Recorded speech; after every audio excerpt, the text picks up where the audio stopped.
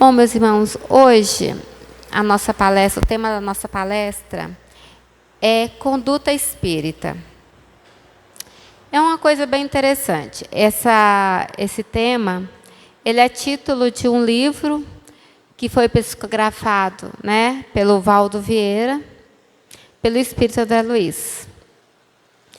Mas quando nós pensávamos nessa palestra, a gente nem lembrava que existia esse livro, porque o objetivo não é falar do livro, mas sim a gente falar de situações que diz muito no comportamento de quem busca a doutrina como uma forma de viver. Então, o livro ele é muito interessante. Quem quiser ler, eu recomendo, porque ele vai falar em diversos momentos da nossa vida, nos auxiliando uma forma de conduzir, de nos portar. Mas a palestra de hoje, eu vou usar primeiro, vou falar vou dar um exemplo.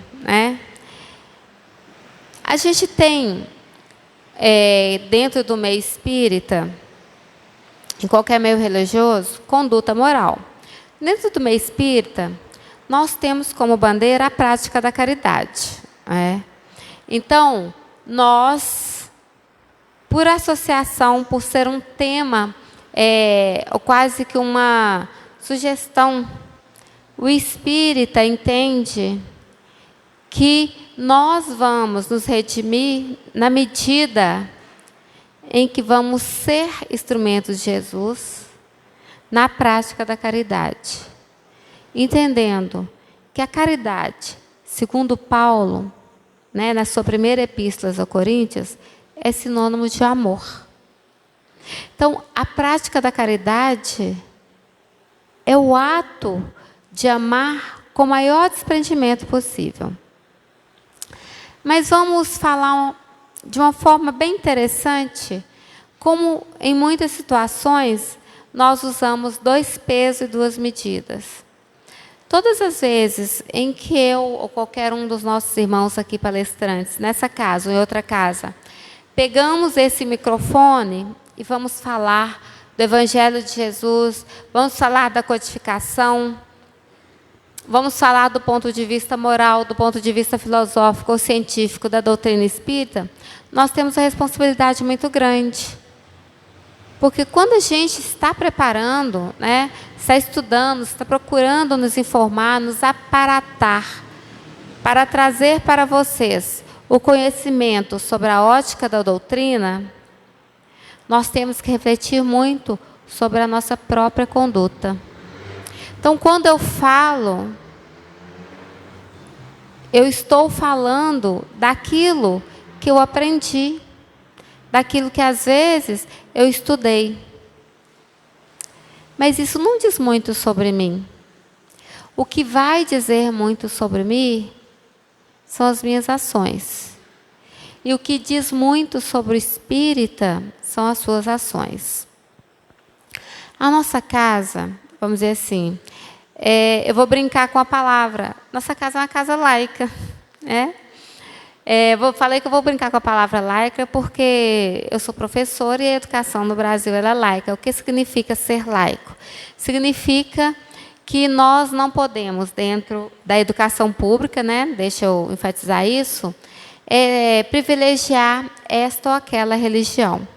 E quando eu estou falando que a nossa casa é laica, é porque, embora nós sejamos uma casa espírita, que tenhamos o Pentateuco kardeciano como base dos nossos estudos, do nosso aprendizado, das nossas ações, a nossa casa está aberta a qualquer um que esteja buscando alguma coisa. Não importa o que você veio fazer aqui essa noite. Não importa se você é cristão evangélico, ou protestante, cristão católico, cristão espírita, se você é budista. Não importa aqui a religião, por isso que eu estou falando que a nossa casa é laica. Então, quando a gente vai falar da conduta espírita, entenda-se que essa conduta não diz respeito apenas nós que abraçamos o Espiritismo como orientação religiosa. Essa conduta diz respeito a qualquer pessoa que, de alguma forma, pretende seguir os passos do Cristo. Qualquer pessoa que, de alguma forma, já abriu o seu coração para a prática da caridade, que é o amor se corporificando em ação. Então, vou dar um exemplo. Imagine 2 espíritas conversando. Nós vamos chamar o primeiro espírita de João. E o segundo espírita nós vamos chamar de Maria. João, ele é um dirigente numa casa espírita. E ele não conhecia Maria, que também é espírita, em uma outra casa. João procura Maria porque Maria, além do fato de ser espírita, é uma profissional do direito. E João tem uma demanda que ele necessita desse profissional. Até aí tudo bem, Então, mas o que tem de interessante nessa história? Porque cada um começa elogiando o outro sobre a conduta como pessoas dignas, que têm todo um trabalho, coloca a mão na massa na casa espírita. Muito bonita. Que bom, Nossa, minha irmã, o trabalho que vocês fazem é maravilhoso. Não, mas vocês também fazem um trabalho maravilhoso. Não, que isso, nós estamos conversando ainda, o trabalho de vocês já tem isso. Não, mas nós também não temos muito tempo, estamos fazendo o nosso melhor. E aí, até que João fala com Maria, olha, eu te procurei porque você também é espírita e eu estou com uma demanda. Eu preciso de um advogado porque o meu pai, em segundas núpcias, ele já falecido, deixou a casa para a segunda esposa dele. E nós, os filhos, não concordamos com isso. E queremos ir à justiça para tirar essa pessoa dessa casa. Porque nós temos planos para essa casa. Nós queremos vender. E, por sinal, a minha parte vai ser toda voltada para as obras espíritas. Aí ela falando, meu irmão, então deixa eu te fazer algumas perguntas. Essa pessoa tem renda própria? Não, mas a casa é um direito nosso. Essa pessoa tem quem cuide dela? Não, mas isso aí é karma dela, é problema dela. Ela tem que viver o karma dela. E assim a advogada vai fazendo algumas perguntas de uma forma bem sutil, que demonstra ali que essa pessoa tinha uma grande necessidade dessa casa, que se despejada, ela não teria onde ficar. E esse irmão justificando que era o karma que é uma palavra que não faz parte da codificação. O karma é uma palavra que vem do budismo, Mas, vamos dizer assim, é porque ela vai estar vivendo ali uma situação de causa e efeito, para a gente adequar ao vocabulário espírita. E ele falou assim, tudo bem, então vamos fazer o processo. O preço é tanto. Aí ele falou assim, mas como assim, irmã? Você vai me cobrar? Sim, lógico, meu irmão. Coisas do espírito é do espírito. Coisas da terra é coisas da terra. Isso faz muito daquilo que Jesus nos disse. Dar a César o que é de César e dar a Deus o que é de Deus. O que essa história vem nos mostrar? É uma história simples, singela, e, na verdade, é uma história, Essa história, gente, ela é uma piada. É uma história bem humorada, vamos dizer assim, um humor um pouquinho ácido, mas que tem muito a nos ensinar. Por quê? Porque quando a gente estava falando no início do livro do André Luiz, que fala da conduta espírita, ele discorre sobre a conduta do espírita em diversas situações. Mas nós não precisamos ser tão detalhistas, não precisamos especificar tanto essa conduta, se a gente partir do princípio que lá no Evangelho segundo o Espiritismo, quando é falado, no capítulo Seres Perfeitos, quando é falado do homem de bem, os espíritos amigos, da equipe de verdade, discorrem sobre as características do homem de bem, e do verdadeiro espírita. Então, o que essa história vai nos exemplificar? Que é muito fácil eu colocar uma máscara em uma situação e me promover ou me autopromover como uma personagem dentro de qualquer instituição religiosa e muitas vezes ser aclamado. Mas se as minhas ações não condizem com a minha fala, eu estou falando naquilo que a gente pode dizer que é uma conduta espírita. Tem uma parte do Evangelho, que diz o seguinte, Jesus fala o seguinte: se tu está devendo alguma coisa, e vai fazer uma oferta no gasofilácio, se você está em desavença, vai lá, reconcilia com teu inimigo. Quite primeiro a sua dívida antes de ofertar algo a Deus. Se você pretende realmente se transformar, não queira da noite para o dia um comportamento que você ainda não dá conta de fazer, não dá conta de viver.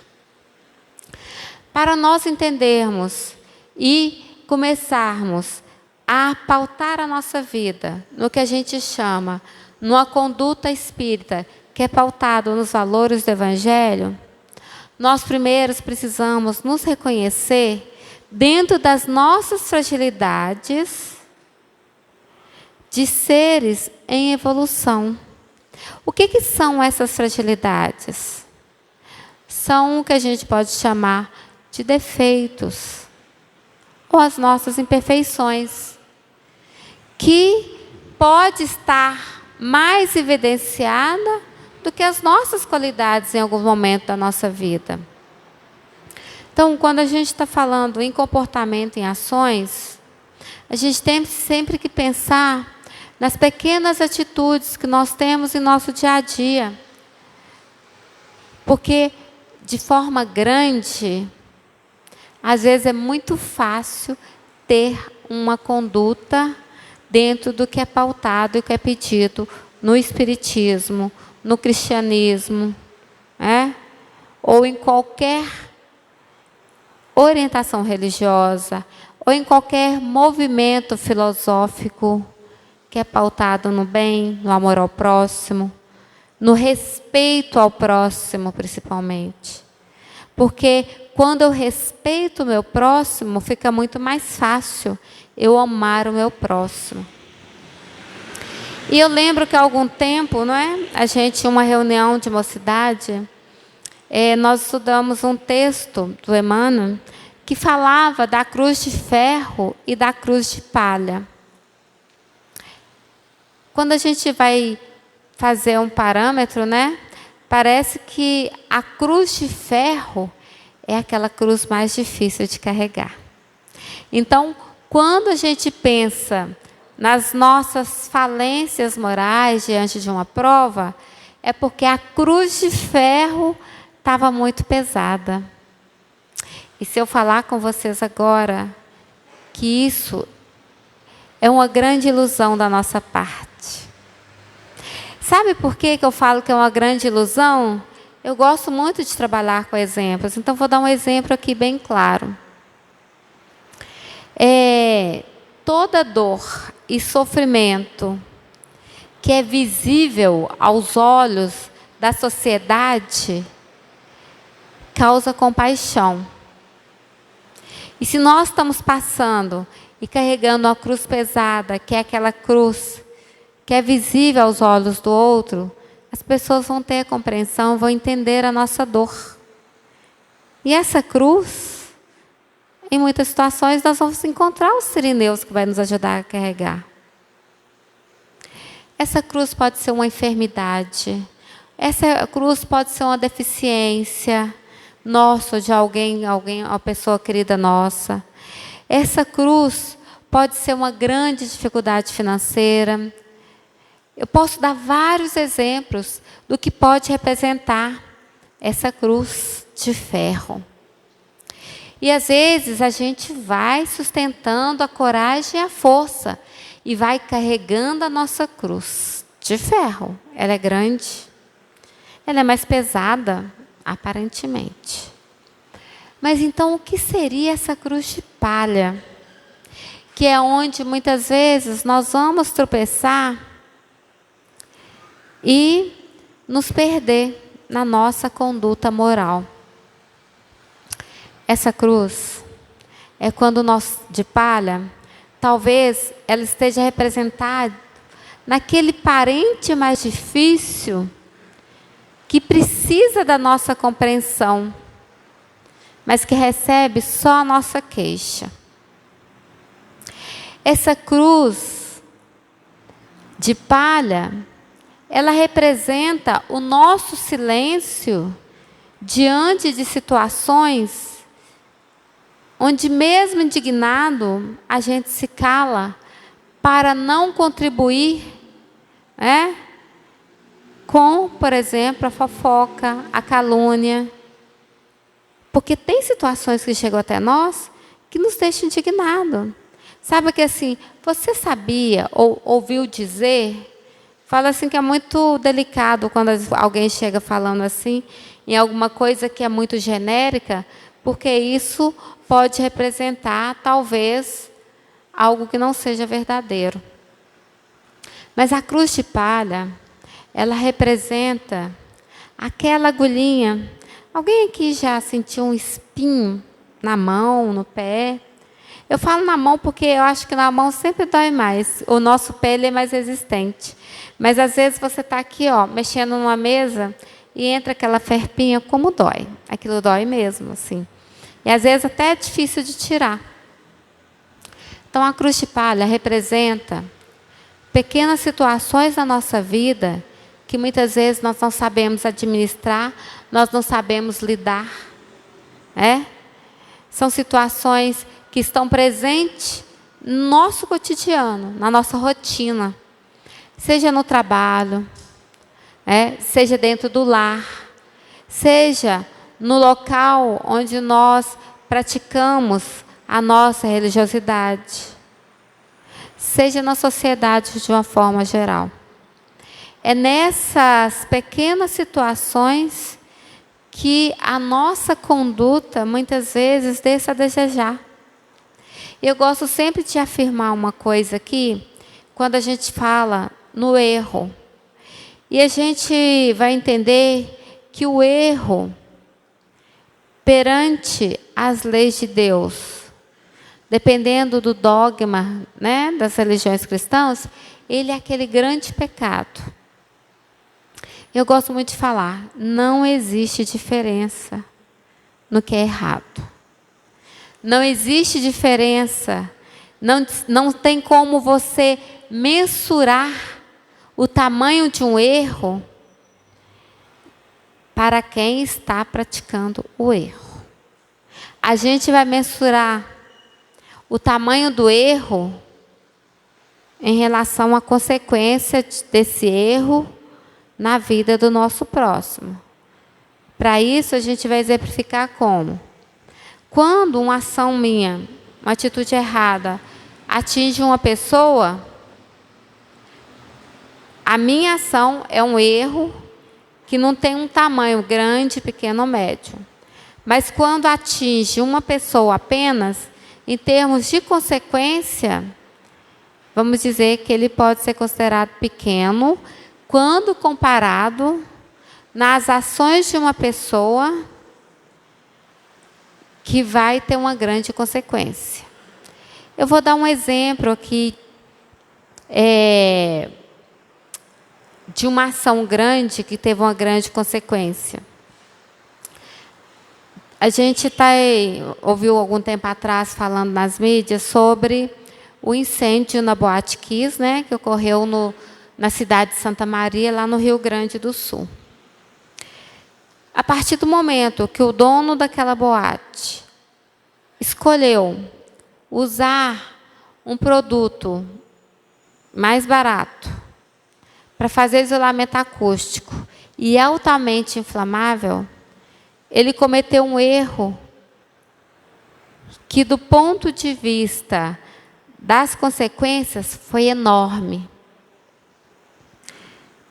Mas uma mesma pessoa que vai fazer uma escolha errada, vamos dizer assim, eu faço uma escolha errada e essa escolha às vezes é mais individual. Então eu vou dar um outro exemplo e vou ser bem categórica nisso. Uma pessoa que faz uma escolha de usar a bebida alcoólica e às vezes em excesso e depois pega um carro. Pode ter consequências muito grandes, mas vamos dizer que a consequência ali foi não tão grande em ser responsável por um acidente. E só para a gente minimizar um pouco esse exemplo que eu estou dando, vamos dizer assim, a vítima não foi um motoqueiro, que a gente sabe que são vários acidentes que acontecem durante o dia. Então, ele foi responsável nas suas ações. E essa ação teve consequência na perca de uma vida. Então, quando comparável, né, àquela pessoa lá da Boate Kiss, que teve como consequência várias pessoas que perderam a sua vida, parece minimamente que o erro do outro foi maior. Então, quando eu digo que não existe, do ponto de vista das ações individuais, erro grande ou pequeno, a gente tem que considerar que dentro da lei de causa e efeito, a consequência para quem cometeu o erro é o mesmo. Por isso que eu digo que, numa hipótese de nós chegarmos, e a gente tem um canal no YouTube, para quem quiser assistir, chama Amigos da Luz, eles têm vários vídeos onde eles usam humor de uma forma, às vezes, ácida, bem sátrica, mas que educa bastante. Mas imagina a gente chegando lá no plano espiritual e como essa pessoa da primeira história fala assim, não, eu já vou logo para uma colônia, eu vou lá para Nosso Lar, vou para Novos Horizontes. Eu fui um dirigente espírita, fiz muita caridade, eu usei de meus recursos próprios para poder investir na caridade, na casa espírita que eu frequentava.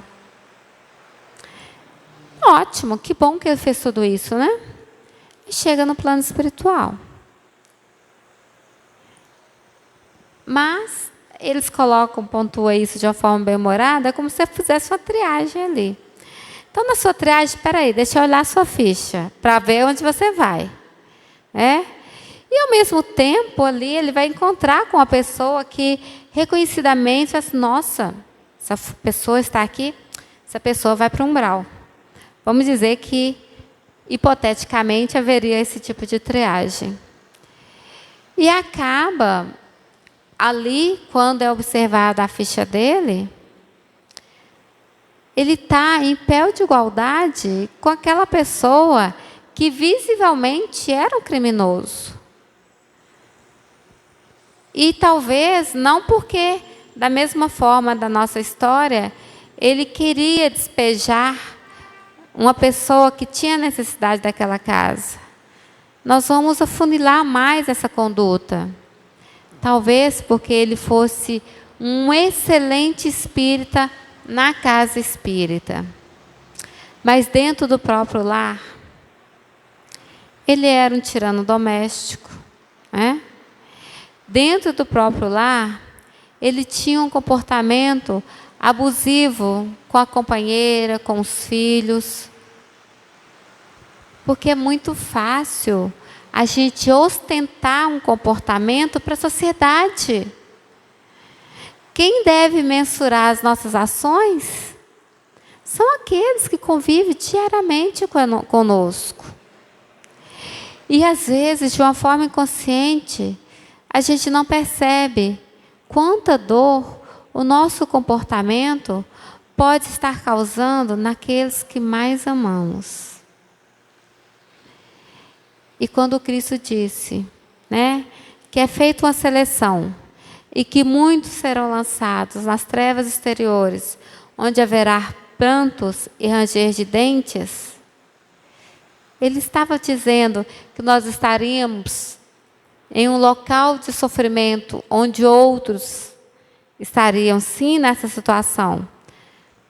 Mas eles estariam falando que essas trevas exteriores é o lugar onde nós colocamos o nosso coração, porque se esvaziou de amor nas pequenas situações da vida, para ostentar um amor que hoje, como exemplo, poderíamos dizer, de rede social. Um amor falso. Não cumpriu o principal. Não acolheu quem primeiro deveria acolher, que às vezes eram os próprios pais. Às vezes é a forma como lida com um filho mais difícil, ou com um filho que vem com alguma enfermidade, com alguma deficiência. Porque não vamos nos enganar.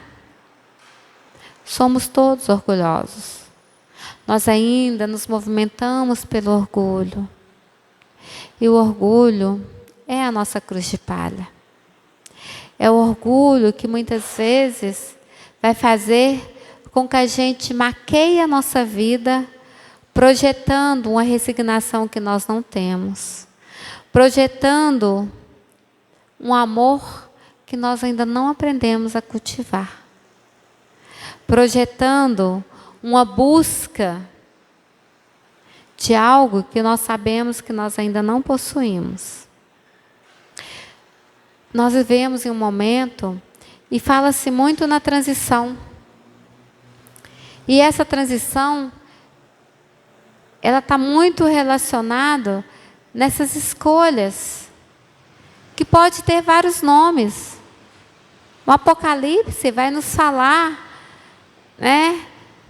de várias situações, através de metáforas, dessa transformação.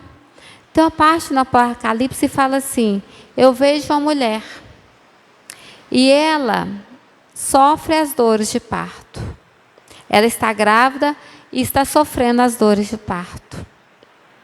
Segundo as pessoas que têm um conhecimento maior, e a gente aprende com eles, a gente, quando tira o véu da letra e entende que essa grávida é o planeta Terra, que está próximo a parir a nova era, a era de Aquário. Como diriam os místicos, ou para nós espíritas, estava prestes a dar espaço ao nosso planeta para a regeneração. E quando fala das dores do parto, está dizendo para nós, nos explicando que esse momento ele é doloroso. Hoje, enquanto eu estava esperando, um companheiro nosso falou assim: você está com a carinha de cansada. A gente cansa, dos labores do dia a dia. Mas a própria energia do planeta está um pouco mais densa, mais pesada. E às vezes nós não entendemos como algumas pequenas coisas que eram normal nós fazermos, parece muito mais cansativo. Como a nossa mente se sente desgastada, como nossas emoções estão em maior conflito. Justamente porque essa energia densa, essas dores. O planeta está prestes a dar à luz à regeneração.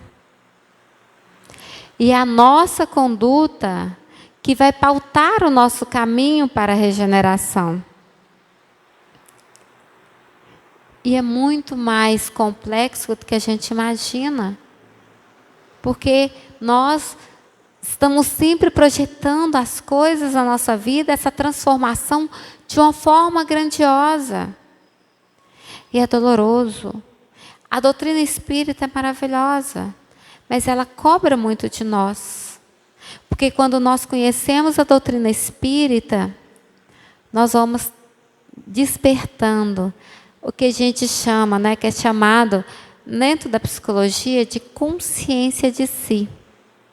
O que é a consciência de si? O self.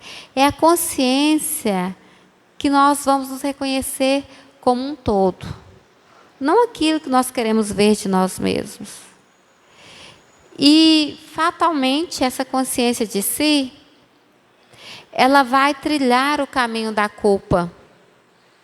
Porque nós sabemos, mesmo que seja de forma inconsciente, que somos devedores das leis de Deus. E quando a gente é despertado para essa dor, porque sentir culpa é doloroso, em muitas situações nós não sabemos lidar com ela. E a culpa nos adoece. E a única forma de nós lidarmos com essa culpa, que é o caminho para o adoecimento do espírito, é o caminho para estarmos emocionalmente desequilibrados, é o caminho para enfrentarmos processos depressivos, é o perdão. E principalmente o auto-perdão. Então, quando nós vamos falar aqui da conduta espírita, nós precisamos entender que para eu pautar as minhas ações, e não somente as minhas falas, dentro do meu cotidiano, de forma que eu vou estar colocando em prática o amar ao próximo como a ti mesmo, eu preciso primeiro reconciliar com esse inimigo interior, que é meu homem velho. É esse homem velho que vem me mostrar que não importa a minha vaidade, não importa o meu orgulho, eu sou frágil. A máscara que eu criei para o mundo, ela é frágil. E ela pode se romper a qualquer momento. Então, é doloroso abrir mão do orgulho. Porque quando a gente fala do orgulho, a gente associa muitas vezes o orgulho a uma outra palavra que a gente fala, o amor próprio. Mas eu tenho meu orgulho, eu tenho que me proteger, eu tenho que me sentir seguro perante o mundo. Eu tenho que ser alguém. E às vezes nós somos alguém perante o mundo e nós nos perdemos perante Deus. Então a conduta cristã, a conduta que é pautada numa moral do amor ao próximo e do alto amor, é uma conduta de perdão. Não é uma conduta arrogante, onde eu não me permito o erro. É uma conduta onde eu me perdoo pelo erro. Porque o erro é resultado da nossa ignorância. E quando nós falamos de ignorância, não estamos falando de conhecimento científico, filosófico, que diz respeito à nossa bagagem cultural ou intelectual. Quando nós estamos falando de ignorância, nós estamos falando que somos ignorantes no quesito mais importante, segundo Emmanuel, para a nossa ascensão, que é o amor. Nós ainda estamos engatinhando no ato de amar. E quando eu falo ato de amar, é porque o amor, ele tem que ser vivido nas nossas ações. Então, meus irmãos, quando Jesus diz, ama o teu inimigo, Ele não está nos dizendo para ter com esse inimigo o mesmo amor que temos para com o amigo. Ele está simplesmente nos aconselhando a não nos ligarmos ainda mais a esse inimigo através do ódio. Porque a língua aramaica, hebraica, era muito pobre de adjetivos. Então, quando está falando amar aos vossos inimigos, a gente pode traduzir, não odeie. Né? E isso exige de nós um grande sacrifício de esquecer a nossa dor para nos conectarmos pelo amor. Nosso tempo já está, terminando. Então, para finalizar a nossa fala, a gente tem uma frase que é muito dita dentro das casas espíritas, que quando a gente aporta numa casa espírita, é pelo amor ou pela dor. Na última oportunidade que eu tive para estar aqui falando para vocês, eu recitei o poema da Meimei, porque nós ainda estamos longe de sabermos vivenciar na prática e nas ações o amor. Então, a dor ainda é o maior instrumento para o nosso despertar. Mas se já estamos aqui, isso foi a dor que nos trouxe, para finalizar, vamos nos entregar à misericórdia de Deus. Vamos nos entregar para Jesus e permitir que Deus age em nossa vida conforme as nossas necessidades, não conforme os nossos caprichos.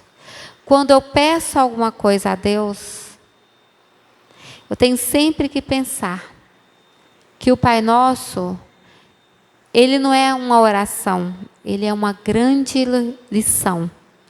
Então, perdoa as nossas ofensas quando perdoamos os nossos ofensores. E seja feita a vossa vontade. Sempre. Pensem nisso, meus irmãos. Que quando nós entregamos a Deus, que a vontade dele seja mais forte em nossa vida, na ação de Deus em nossa vida, nós sabemos e confiamos na sua sabedoria. E é por isso, que eu vou terminar com a frase de Pai Tomé, que está lá expressa ali. A frase mais maravilhosa que tem. Se tem fé, caminhos. Se tem coragem, enfrenta. Se ama, perdoa. Nós falamos muito do Evangelho como pauta. Hoje, a gente já está chegando próximo, a Festa das Rosas, que é um evento de muita emoção, muito bonito e muito importante para nós.